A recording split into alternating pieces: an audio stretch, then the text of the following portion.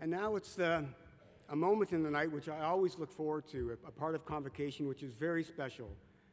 The moment when I get to announce the honorary doctorate. And tonight, as you've heard, our honorary doctorate recipient is Marianne White, which is probably the easiest name I'm going to have to pronounce all night. So it's all downhill from here, I'm afraid, Marianne. La récipiendaire de doctorat honorifique d'aujourd'hui a se transmettre sa passion pour les sciences d'innombrables jeunes gens. Certains d'entre eux sont peut-être même parmi nous aujourd'hui.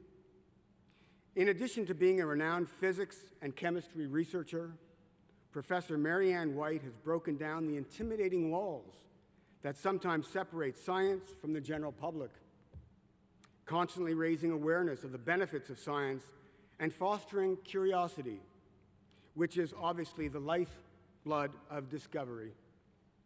Let's take a moment now to watch this very interesting video.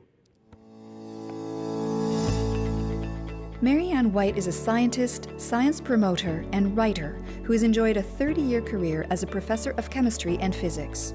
She is currently the Harry Sheriff Professor of Chemical Research Emerita at Dalhousie University in Halifax.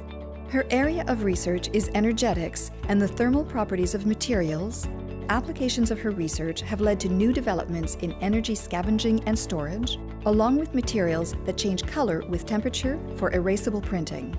She has authored over 190 research papers and has trained over 120 undergraduates, graduate students, and postdoctoral fellows in her laboratory. Tout au long de sa carrière, Marianne White s'est fait un devoir d'encourager activement le grand public à s'intéresser aux découvertes scientifiques. Elle est l'auteure d'un manuel scolaire populaire, Physical Properties of Materials, et elle a rédigé des livrets d'informations pour les enfants sur les activités scientifiques et plus de 70 articles à l'intention des éducateurs ou du grand public.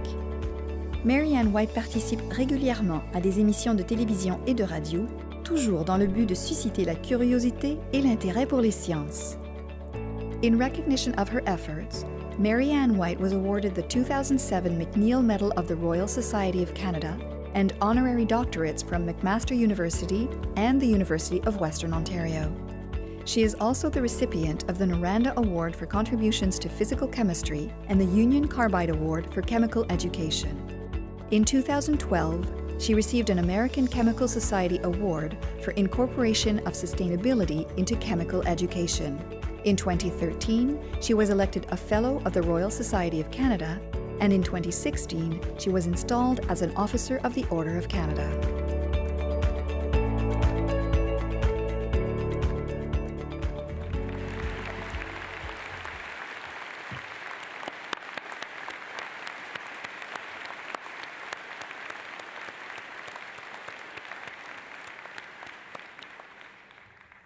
J'invite maintenant notre recteur, M. Jacques Frémont, à venir prononcer la formule d'attribution de doctorat honorifique.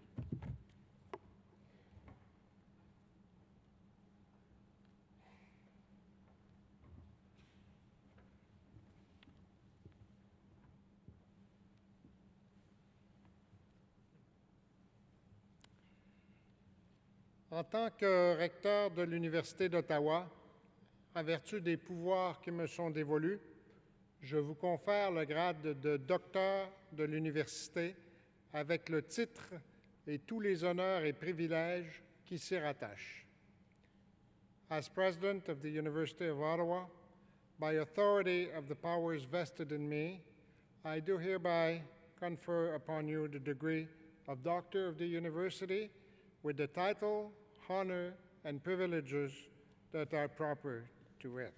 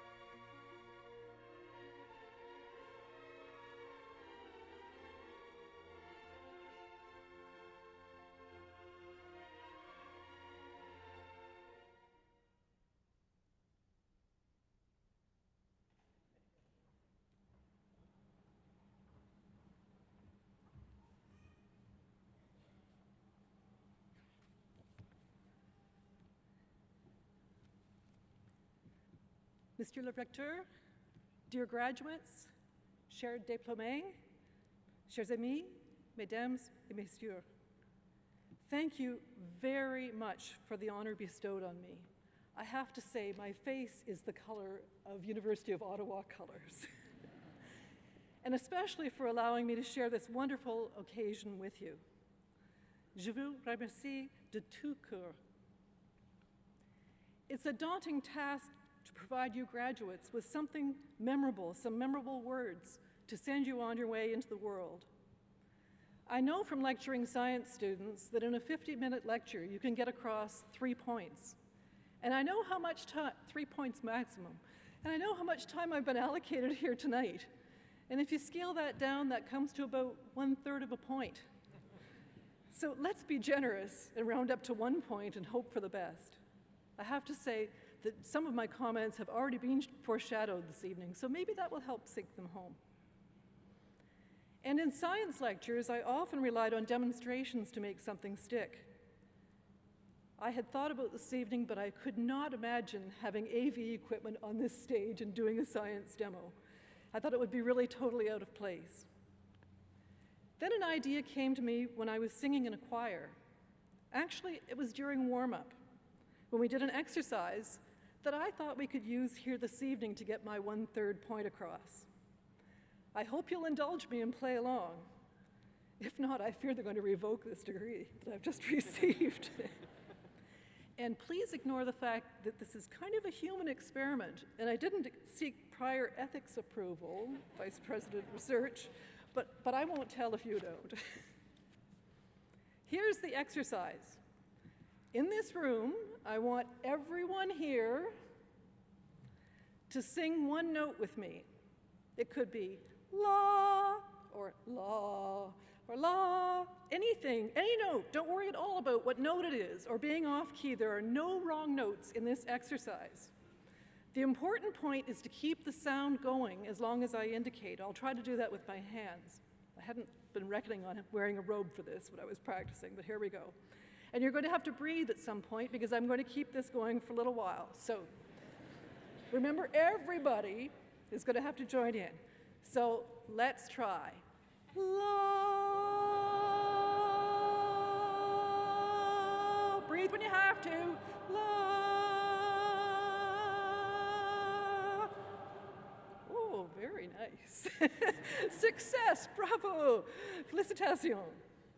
The point of this exercise is to use this huge and beautiful sound as an analogy for human endeavors. If you will, the music of the spheres, l'harmonie des sphères. You are a part of the choir of humanity, un ensemble vocal comprenant l'humanité entière.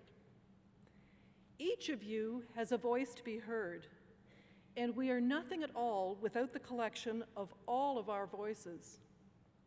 Each voice is a little different from the others. I confidently predict we could see a difference in wave patterns on an oscilloscope. But all the voices are needed to make the big sound. In our collective experiment, each of you had to drop out and take a breath at some point. But when you were out, there were others covering for you. I think of this long sound like a piece of yarn, with individual fibers, each starting and stopping at different places along the yarn, together providing collective strength, just like humanity. And I've noticed that this is a rather diverse crowd in many ways, and yet together we make one cohesive sound. Graduates, as you move to your next stage of life, I encourage you to add your voice to the music of groups different from you, as you will learn from them and they from you. And similarly, encourage others different from you in gender, background, ethnicity, country of origin, religion, language, or even from different political points of view. Encourage them to join your voice. Together, you will be stronger, like the fibers in the yarn. By the way, graduates, I don't mean to imply that you are not already part of the human choir, but university life is a bit of a bubble, and you're about to undergo a first-order phase transition.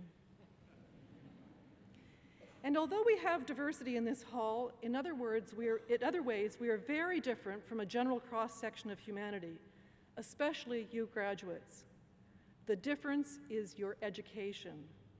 L'éducation que vous avez reçue vous met à part.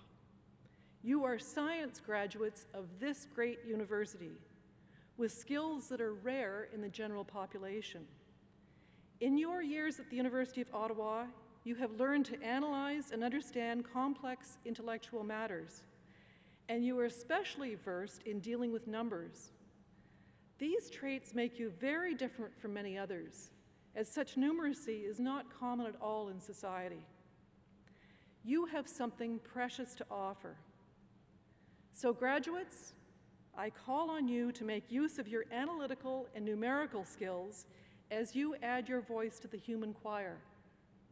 Your deeply entrenched logic can be helpful in so many circumstances, from the mundane to the profound. And use these same skills to convince others that evidence-based science is a special way to think and a way to distinguish truth from fiction. We need you to out-sing the anti-science voices out there. And just exactly how should you voice your opinions?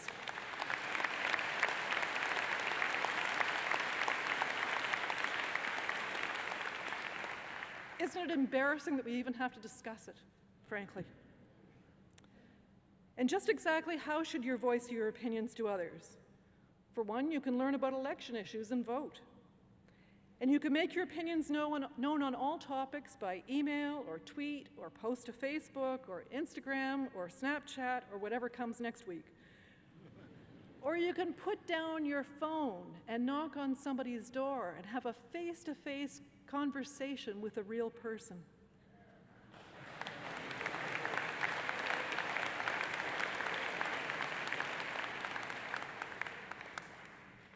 And I'll let you in on something that is so effective it's almost subversive. Write a letter. On paper. Put it in the mail. Because somebody somewhere is going to have to deal with that piece of paper. They can't ignore it. It'll draw attention for its rarity, and the odds of action are improved because they won't have seen one for a long time. I told you it was a bit subversive. Even though I'm encouraging you to play up your special skills, being in a choir also teaches humility as you subsume your individual voice to the collective voice. On this point, I turn to what the Canadian First Nations actor Graham Greene said in his recent Walrus talk. There's nothing wrong with saying hello to a stranger, tipping your hat to somebody, opening a door, or pulling out a chair. It ends up as respect for your fellow human being on this planet. The importance of such humility was also shown by a small but potent gesture from Carole King, the great American singer-songwriter. When she took part in the Women's March on Washington, D.C. in January, her placard read, "One small voice." Each voice, large or small, can make a difference. And if you don't like the trajectory that humanity is on, use your voice to steer it in a better direction. In the words of the great social anthropologist Margaret Mead, never doubt that a small group of thoughtful, committed citizens can change the world. Indeed, it's the only thing that ever has. I often found in teaching that carrying out a lecture demonstration a second time made the lesson sink in further. So shall we try it again? Are you up for that? So just start singing when I indicate any note, no wrong notes here, and just keep going as I wave my hand. So here we go. La. Breathe when you have to. La.